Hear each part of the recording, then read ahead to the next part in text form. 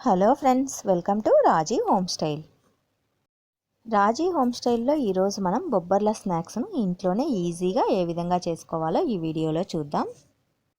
ముందుగా మనం ఒక కప్పుమైన బొబ్బర్లను ఒక 4 గంటల పాటు నీళ్ళలో నానబెట్టి ఉంచుకోవాలి. బొబ్బర్లను అలసందలని కూడా పిలుస్తారు. మనకు నాన్ వెజ్లో ఎన్ని ప్రోటీన్స్, విటమిన్స్ లభిస్తాయో అంతకంటే ఎక్కువగా మనకు ఈ బొబ్బర్లలో ఎక్కువ విటమిన్స్ లభిస్తాయి. ఇలా నానిన బొబ్బర్లను కుక్కర్లో వేసుకొని తగినన్ని వాటర్ వేసుకొని 5 విజిల్స్ వచ్చేంత వరకు వీటిని బాగా బాయిల్ చేసుకోవాలి. బొబ్బర్లతో చేసే ఏ ఐటమ్ అయినా చిల్డ్రన్స్కి కానీ పెద్దలకు కానీ చాలా హెల్తీ అండి. 5 విజిల్స్ తర్వాత బొబ్బర్లు అనేవి బాగా ఉడికిపోయాయి. చూడండి, అలా మెత్తగా కాకుండా గట్టిగా కాకుండా మన పంటికి ఆనే విధంగా ఉడికిపోయాయి. ఇప్పుడు వీటిని మనం ఒక ప్లేట్లోకి తీసుకుందాము. ఈ బొబ్బర్ల వాటర్తో మనం రసం కూడా ప్రిపేర్ చేసుకోవచ్చు, చాలా టేస్టీగా ఉంటుంది. ఇప్పుడు స్నాక్స్ ఎలా చేయాలో చూద్దాం. స్టవ్ పైన చిన్న బాండీ నుంచేసి అందులో 2 టేబుల్ స్పూన్లమైన ఆయిల్ని వేసుకొని ఆయిల్ని వేడి కానివ్వాలి.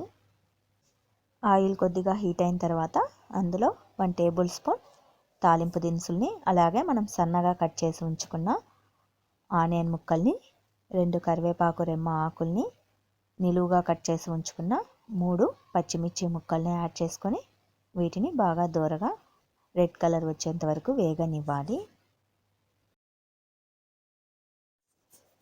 ఇలా ఇవి కొద్దిగా వేగిన తర్వాత మనం ఉడకబెట్టి ఉంచుకున్న బొబ్బర్లను ఈ పోపుకు యాడ్ చేసుకొని ఒక 5 లేదా 10 నిమిషాల పాటు వీటిని బాగా బాయిల్ కానివ్వాలి. ఇందులో 1 టేబుల్ స్పూన్ సాల్ట్ని కూడా యాడ్ చేసుకోవాలి. మనం ఉడికించేటప్పుడు సాల్ట్ని వేస్తే ఇప్పుడు వేసుకోవాల్సిన అవసరం లేదు, ముందు వేయలేదు కాబట్టి మనం ఇప్పుడు వేసుకుంటున్నాము. చూడండి, ఈ విధంగా వాటర్ క్వాంటిటీ అనేది ఏమీ లేకుండా ఫ్రై చేసుకోవాలి. ఇందులో చివరగా మనం 1 టేబుల్ స్పూన్ గరం మసాలాను యాడ్ చేసుకుంటే మంచి స్పైసీగా ఉంటుంది. మనకు కావలసిన మంచి స్పైసీ బొబ్బర్ల స్నాక్స్ రెడీ అయిపోయాయి. వీటిని చేసుకోవటం చాలా ఈజీ.